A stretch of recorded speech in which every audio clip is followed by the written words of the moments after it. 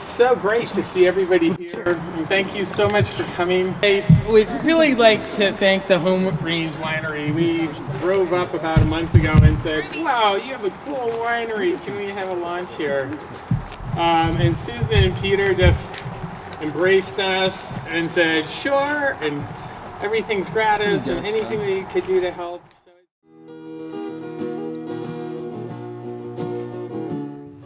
So first of all, thank you to Mark and his team. When they reached out to me this past spring to talk about this project, I have to admit it sounded a little crazy. And then over the last few months, I have watched it grow and grow through their tremendous efforts into an event, and one that I am both proud and excited to be a part of. So Mark, to you and Bopka, and your amazing team, thank you. Your support will help us to provide food assistance to over 100,000 people in Western Massachusetts each month.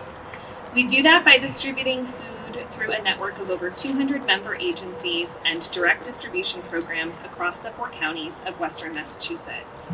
These include food pantries, community meal programs, our 28 mobile food bank sites, and over 50 Brown Bag for Elder distributions. We have one or more of these programs in almost every town in Western Massachusetts, from North Adams to Northampton, from Westfield to Wendell. In the last year, we've added 9 new programs to our member agency network, which is more than twice our pre-pandemic annual average. To give you an idea of the scale of our operations, in FY20, that's October 1st of 2019 through September 30th of 2020, we distributed 14 million pounds of food, which is the equivalent of 12 million meals. Of that food, nearly 80% was distributed through food pantries, and almost a third of it was fresh produce, much of which was donated or purchased from local farms. This is vastly more food than we've distributed ever before, 27% more than the previous year, our largest year-over-year increase ever. That increase has been driven by the rising need we've seen due to the social and economic ramifications of the pandemic. Thousands of people suddenly found themselves out of work because their place of employment had shut its doors, with no idea when or if they would be able to reopen. Because schools were closed and there was no one else to care for their children, some parents were forced to leave their jobs. Suddenly and unexpectedly without income, many who never expected to find themselves in need turned to local pantries for the first time in their lives.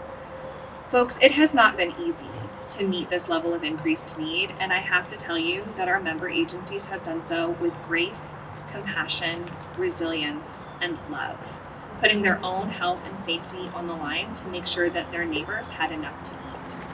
They pivoted immediately when the pandemic hit. They scaled up their operations beyond what they thought was possible.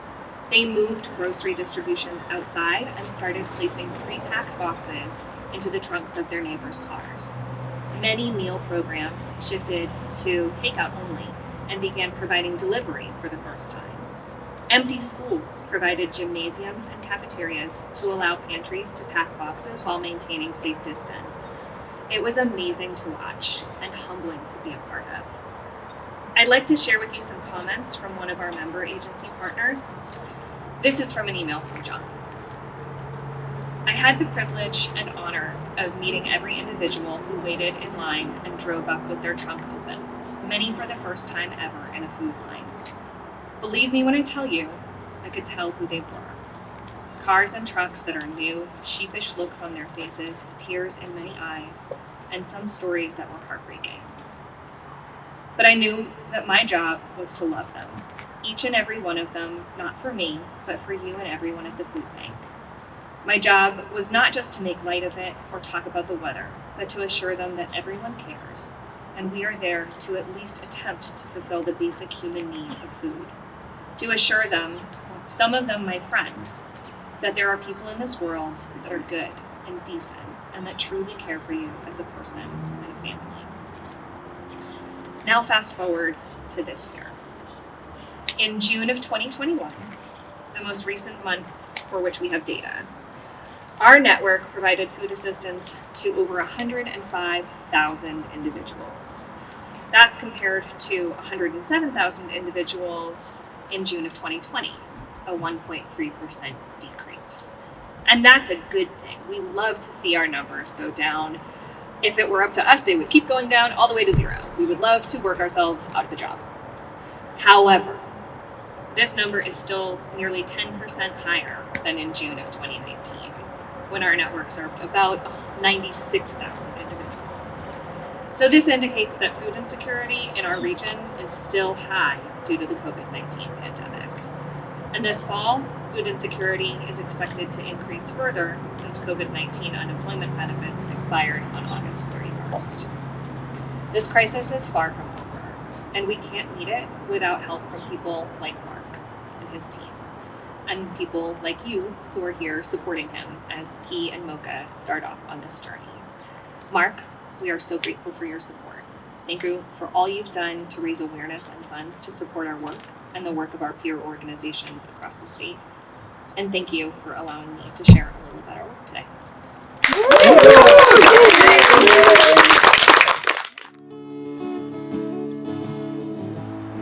Well, good morning, everybody, and every dog. My name is Courtney Niels, and I am part of our community engagement team at Save the Children headquarters in Fairfield, Connecticut. It's a complete privilege to be here today as we send Mark Roberts and his trusty four-legged friend Mocha off on their amazing Wheels for Hunger fundraising and advocacy adventure. I started working with Mark back in March, and I was immediately taken with his grit and determination to bring light to the hunger crisis here in the United States and around the world. When I hear Mark's story, I'm actually reminded of our co-founder, Eglantine Jebb.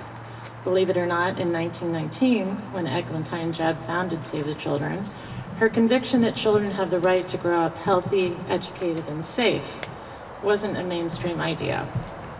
In the aftermath of the war, she alone went out into the middle of Trafalgar Square in London, got on a soapbox, handed out flyers, and declared that children were uniquely innocent and had rights. The result? She was hauled off to jail. The judge who oversaw her case was so impressed with her persistence that he let her go, gave her the equivalent of about $25, and that donation is said to have marked the beginning of Save the Children, a true testament to the fact that just like Mark, one person and an adorable dog really can change the world. Sometimes it just takes the belief that you can. A lot has changed since the days of Eglantine Jebb. The UN Convention on the Rights of the Child, based on our Founders' Declaration, is now the most universally accepted human rights treaty in history. And through our work in the United States and around the world, we've changed the lives of over 1 billion children. We work in over 100 countries, doing whatever it takes every day and in times of crisis to give children a healthy start in life, the opportunity to learn, and protection from harm. None of these things are possible, however, if a child is hungry. Child hunger is on the rise across the nation due to COVID-19, putting children's growth, development, and well-being at risk. One hungry child is one too many. An estimated 1 in 6 American children are projected to be experiencing food insecurity in 2021 due to COVID, compared to 1 in 7 children before the pandemic. Child hunger is worse in rural America. 90% of countries with the highest rates of child food insecurity are rural. Kids can't be hungry for knowledge if they're hungry for food. They need nutritious food to grow, develop, and focus on learning. Studies show hunger can negatively impact children's academic performance and behavior in school. Hungry children have lower math scores and are more likely to repeat a grade, come to school late, or miss school entirely. Save the Children is working to ensure that children across rural America have access to nourishing food, the fuel they need to learn and thrive. As part of our COVID response efforts since March 2020, we have helped distribute more than 36.5 million meals to children in some of the country's most impoverished rural communities. Save the Children has provided over $1 million to support feeding efforts in local communities across rural America, including meal deliveries, summer feeding programs, backpack programs, and through school pantries. Together with our political advocacy arm, which I am a part, Save the Children Action Network, or SCAN as we like to call it, we successfully advocated for the enactment of key waivers that are helping rural communities feed more children during the pandemic, as well as a 15% increase in maximum SNAP, which is the Supplemental Nutrition Assistance Program benefits.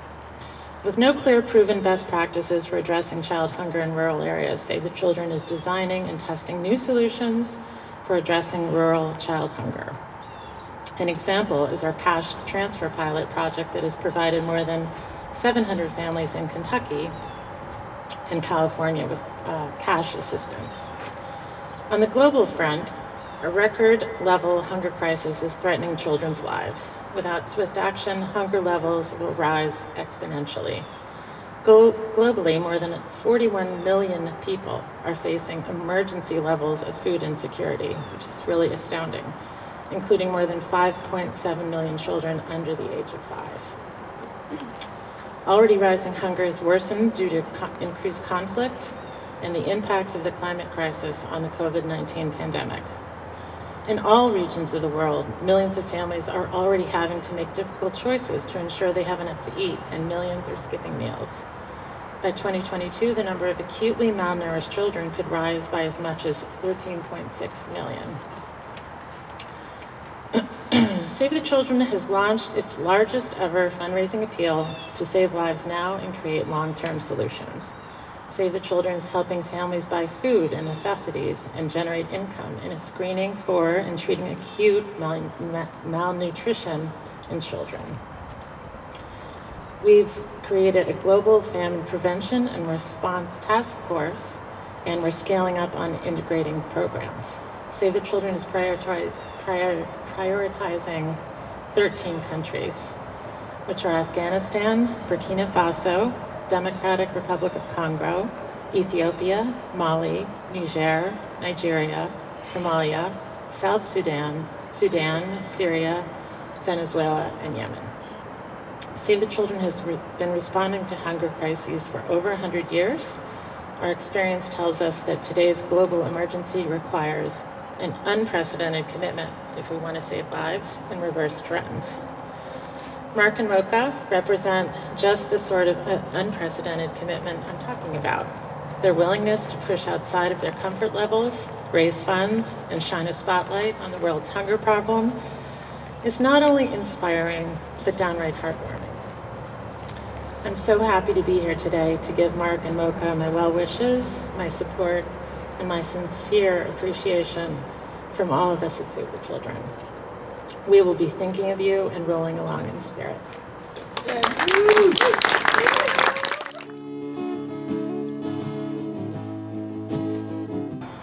My goal is really to shine light on all the wonderful work that's being done.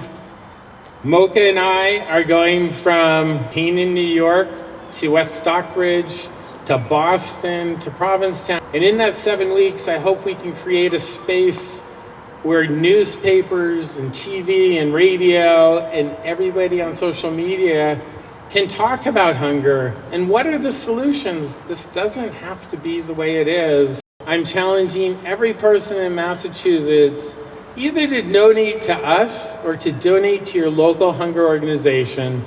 It can be $5, it can be a can of soup, it can be whatever you can afford. We all must act. Thank you, and thanks for being here.